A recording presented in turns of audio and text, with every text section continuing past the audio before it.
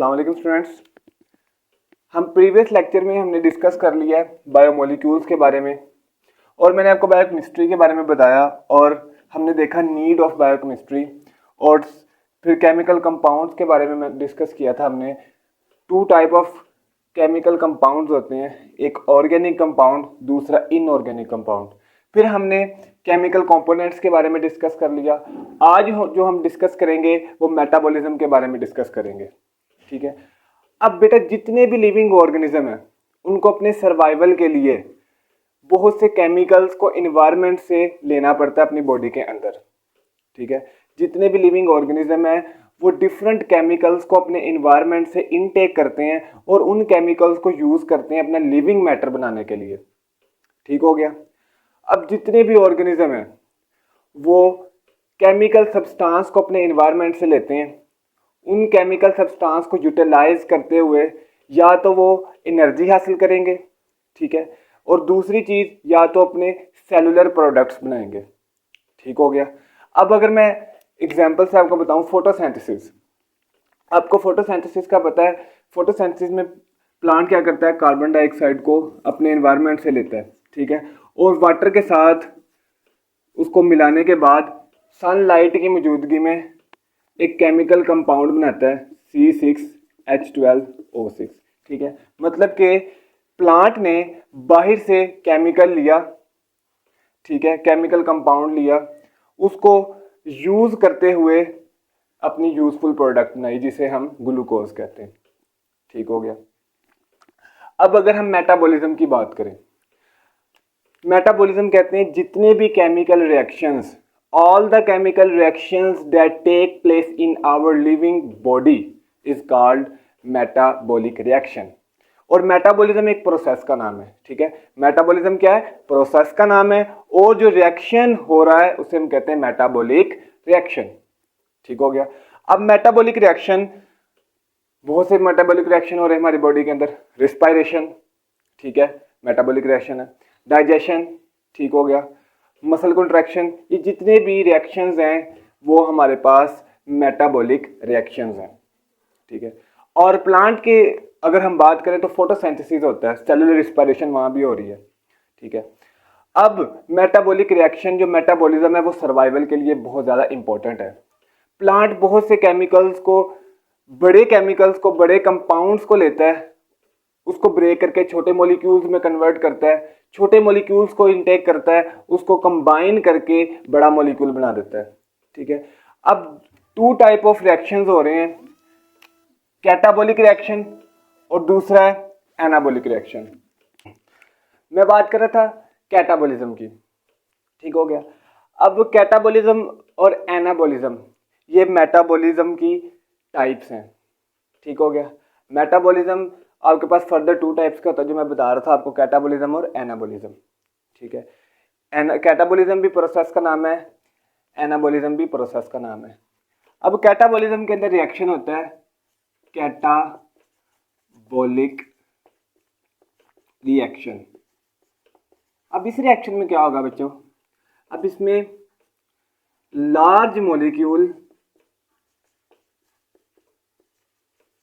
Break होगा, break into small molecules,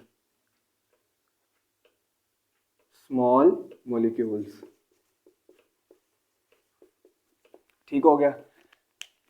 catabolic reaction ऐसी type है मेटाबॉलिक रिएक्शन की जिसके अंदर लार्ज मॉलिक्यूल ब्रेक होता है स्मॉल मॉलिक्यूल्स के अंदर, उस रिएक्शन को हम कहते हैं कैटाबॉलिक रिएक्शन। अब इसकी एग्जांपल अगर हम देख लें, respiration, cellular respiration.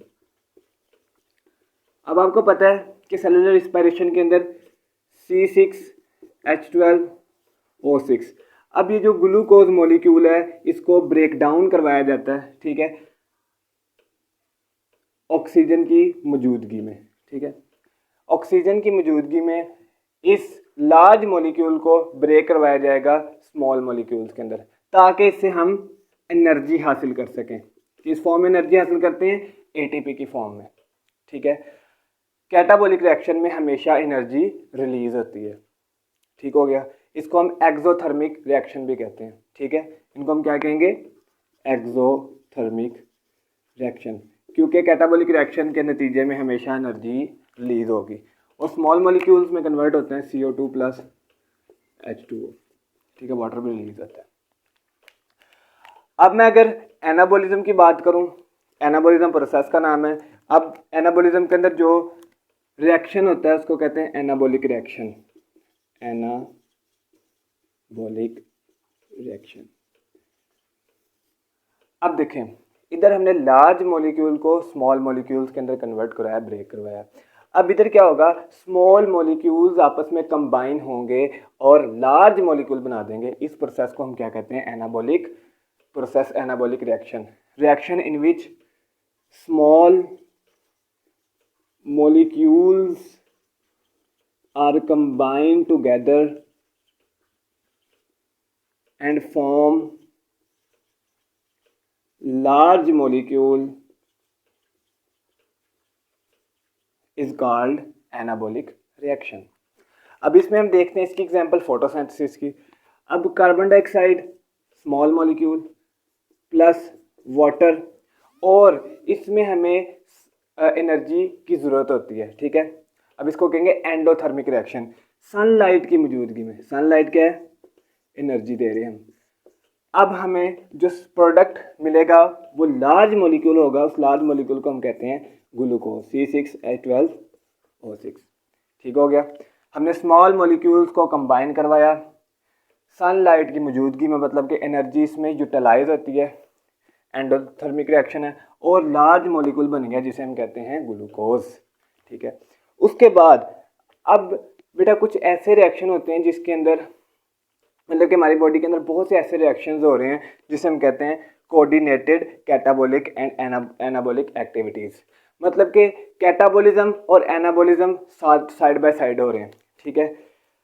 Let's suppose अगर मैं बात करूं कि आपके पास इंटर कन्वर्जन करवानी है आपने, inter conversion, let's suppose lipid है, लिपिड का मॉलिक्यूल है, लार्ज मॉलिक्यूल है। अब इसमें आपने क्या करनी है, इसकी कैटाबॉलिज्म करवानी है।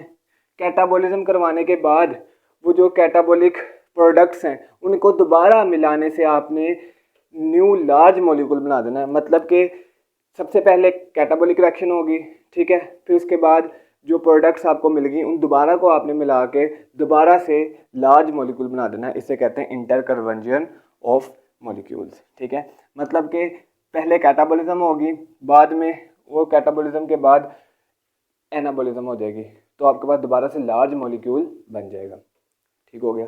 इसे हम कहते हैं कोऑर्डिनेटेड, मतलब कि कैटाबॉलिज्म रिएक्शन भी, कैटाबॉलिज्म होगा, स्मॉल मॉलिक्यूल बन जाएंगे, स्मॉल मॉलिक्यूल को दोबारा से मिलाना है, मतलब कि एनाबॉलिक रिएक्शन करवाना है तो दोबारा से लार्ज मॉलिक्यूल बन जाएगा। इसको कहते हैं इंटर कन्वर्जन, ठीक हो गया। ये तो आपके पास हो गया बायोमोलिक्यूल्स का इंट्रोडक्शन। इंशाल्लाह नेक्स्ट वीडियो में हम आगे फर्दर इस चैप्टर के बारे में पढ़ेंगे, importance of carbon, importance of water, फिर carbohydrates, lipid, protein, nucleic acid, ये सारी की सारी डिटेल से आपके पास वीडियो आ जाएंगी।